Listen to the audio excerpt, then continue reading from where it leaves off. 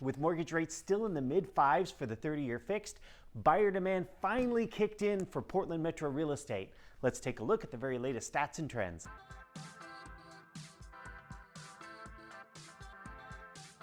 Thanks as always for joining me today. I'd be super appreciative if you would like this video and subscribe if you haven't already.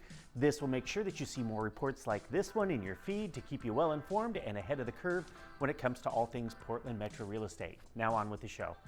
We did see a bit of a tumble in the year-over-year average sale price comparison. Over the past 2 weeks, the average sale price has been coming in plus 5.5% and plus 5.6% higher. Well, this last week, the average came in only 1.5% higher than last year at this time.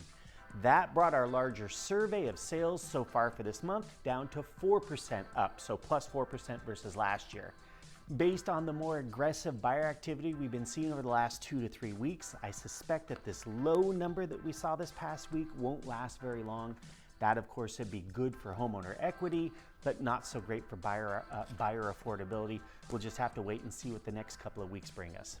Supply of homes for buyers to purchase increased, but just by 0.5 percentage point. On the other hand, we did also see the price reductions shoot back up again, almost to the previous week's record high number for the year.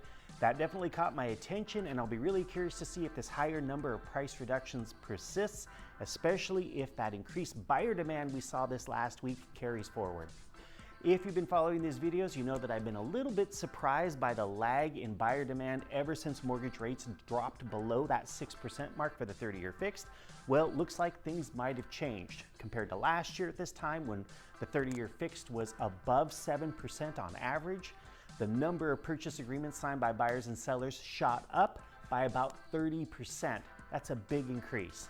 That's coming off of several weeks where we're running just about on par with last year's numbers, so I'm really curious to see if this is going to be a new trend.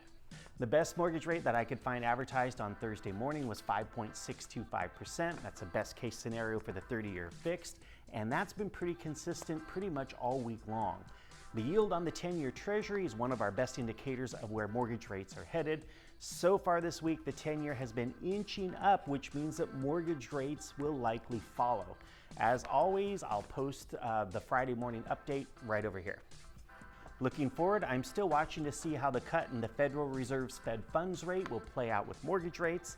The 30-year fix did inch up 1/8 of a point since the rate cut, and it looks like the markets are still hedging a bit. We had a low consumer confidence report this week, which made the markets a little bit nervous, and there's also some key inflation data slated for Friday. If that data comes out early enough on Friday, I'll put the results right over here.